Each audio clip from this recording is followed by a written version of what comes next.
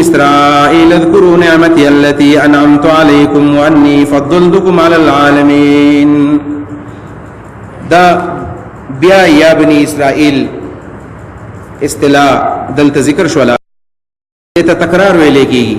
او دا تکرار د تاکید د پاره ای چې مخکې ویل شو نو کدر نه یری نو بیا درته مچ غره د الله نعمتونو یاد کوي شکریا ادا کوي. او پدې یا بنی اسرائیل کې دا آیت نمبر 46 ته د آیت نمبر 96 پورې ووسو شپږ خطابونه د بنو اسرائیل سره الله کوي. شپږ یا بنی اسرائیل دا کار وکي دا وکي دا وکي دا خطابونه به وس ذکر شي. او پدې کې بیا غزړه خبر ده پدې کې د دغه فضیلتونو د دغه نعمتونو یو تفصیل بیان شوی دی چې الله د دې سره کم کم احسانات کړی دي. د دې خطابونو خلاصه وره دې کتابونو او د دې خطابونو کومه خلاصه ده؟ تذکیر بالنعم والنقم. تذکیر بالنعم والنقم دا عنوان ولورکا چې په دې خطابونو کې به یو د نعمتونو ذکرې بل د سزاګانو ذکر پکې دی. نعمتونه اول الله کړی دي بیا چې د نعمتونو قدر نه دی شوی نو بیا الله تعالی سزاګانی ورکړي دي. دغه دوانه مضامین په دې خطابونو کې دي. یا بنی اسرائیل اے یعقوب علیہ السلام بچو اذکروا یاد کئی نعمتی زمان نعمتنا التي هغا انعم علیکم پتا سبانے یاد کی معنی شکر و باسی دا نعمتونو خو پدی باندې نو شوی الله وی انعمت علیکم چې پتا سمې کړی دي. د مدینه په يهودانو خدای نعمتونه نه دي شوی دا خو د موسی علی السلام په زمانہ کې پاغه خلکو باندې شي. او الله وی تاسو یاد کړئ نو جواب دار د پلار په کارنامو باندې بچی په خر کوي چې پلار څه قسمه کارنامو کې خلکو دا مونږ دي سي کړی دي. حتی 1947 کې پاکستان آزاد شوی دی په وخت چې قرباني ورکړي مونږ دا قرباني زمونږ دي. د پلار په کارنامو خلک فخر کوي. نو د دې پلارانو باندې کوم نعمتونه شوی دي نو دا د سیدل کپ بچو باندې شوی دي. دا ورته وي تاسو شکریا ادا کړئ. یا دا که تاسو پلارانو نه شکر کړي وا تاسو شکر وباسئ. وانی فضلتکم علی العالمین وانی بشک ما فضلتکم تاسو لغره والد کړي علی العالمین پټول مخلوقات باندې. ذکر د مخصوص نعمت ته چې پتا سو باندې ما یو خاص نعمت کړی دی چې پټول مخلوقاتو کې تاسو غوړه کړی یې. دې آیت نه خدا معلومه شولا چې په مخلوقاتو کې غوړ مخلوق بنو اسرائیل له الله یو انی فضلتکم علی العالمین پټول مخلوقاتو باندې غوړه تاسو یې. نو غوړ مخلوق زمون مخلوق دې زمون امت ته کې بنو اسرائیل دی. یو جواب داده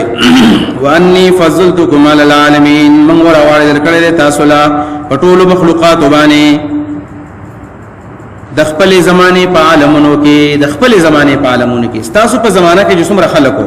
پاغه کې غوړه خلق تاسو وي. بیا چې نبی له سلام راغی چې تاسو د نعمتونو شکریا ونه کړل تاسو پلارانو هغه نعمت پر راوغستو نبی اسلام له مور کو حتی چې قبله بدل شو تاسو بیت المقدس بدل شو بیت الله قبله وګرځیدل. یو دا معنا علی امین ولا عالمی زمانکم لا جميع العالم پټول مخلوقات نو د خپل زمانه په عالمونو باندې. دویم کوم باندې اوس يهوديان اعتراض کوي چې قران کې خلا ویلي دي په دې کې خدا ذکر نشته لري چې را د خپل زمانه په عالمونو باندې بس مونږ غوړو لکه اوسم يهود وي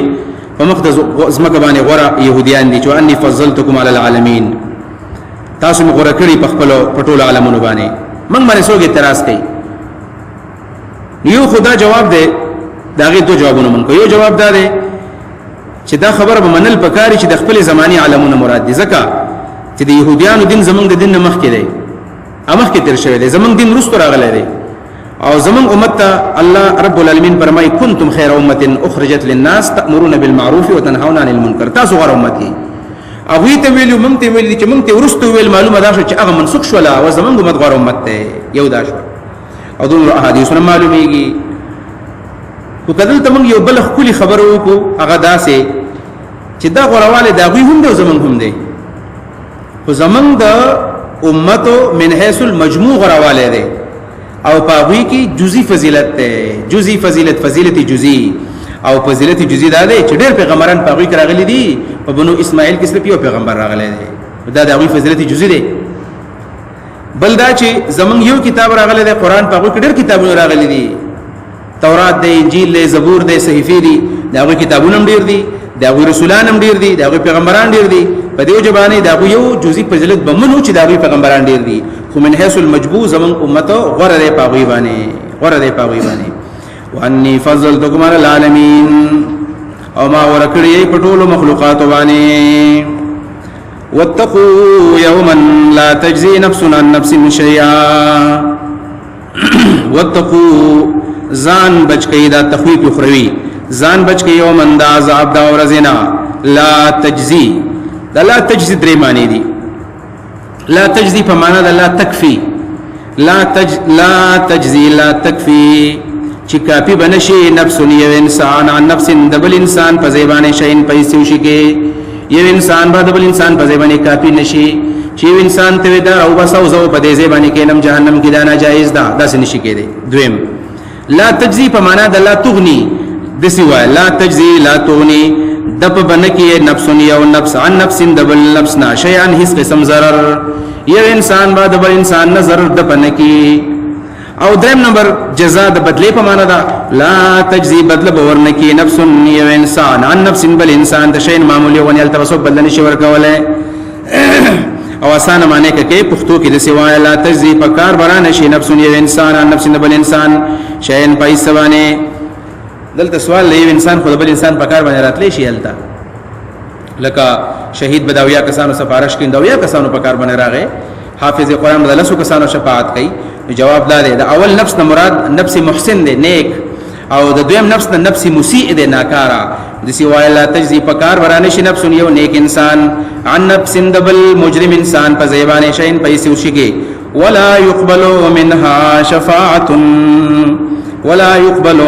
او قبول بنشي منها لدغه نفسنا شفاعه سفارش بده چانه قبلي دی آیت کې داوی چې سفارش بنه آیتونه خدا ثابتېږي چې شفاعت بعضی قبلي د شفاعت اقسام وره شفاعت قران کې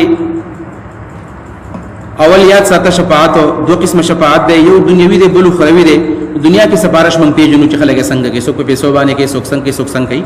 شفاعت اخروی نو شفاعت اخروی یو شفاعت حسنه ده بل شفاعت سیئه یو ښه شفاعت ده یو ناکاره ده او دغه شانې په دنیا کې هم دغه حسنه مشته او سیئه مشته څوک ښه کوي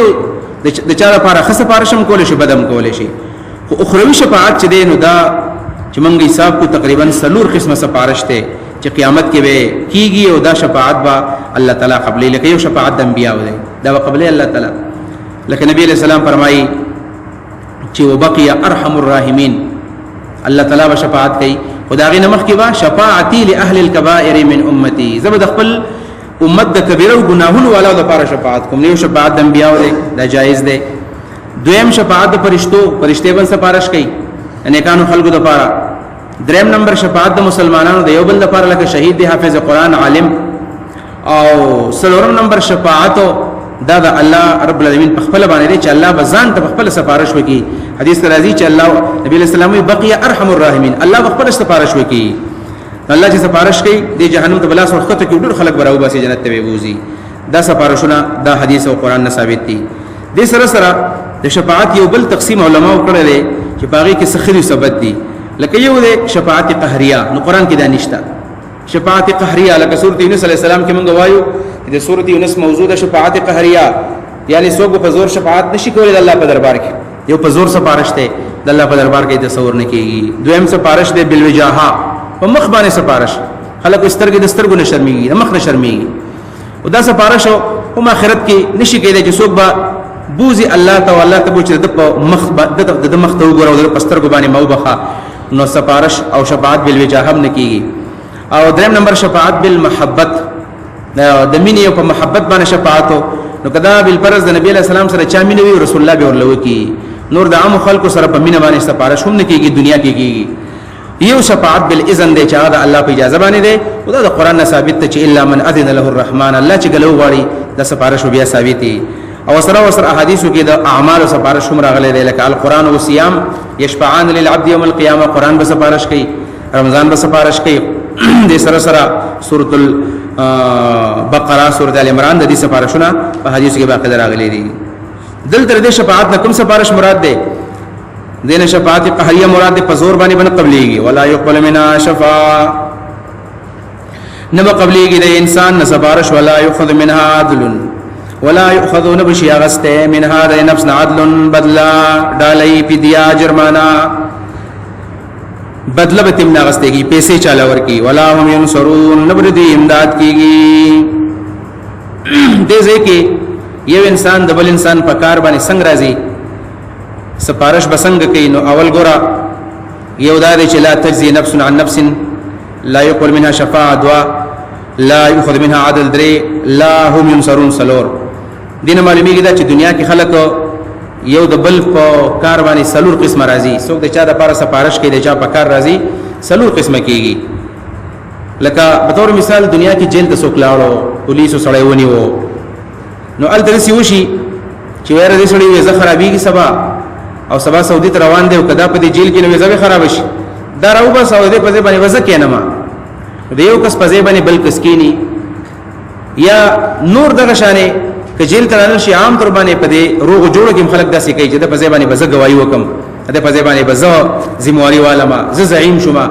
بس زمان د پځې زمانہ والا الله لا تجزي نفس عن نفس شيء اخرت کې دانه کې هلته یو کس د بل پځې باندې کې نهسته نش بیا د سیوشي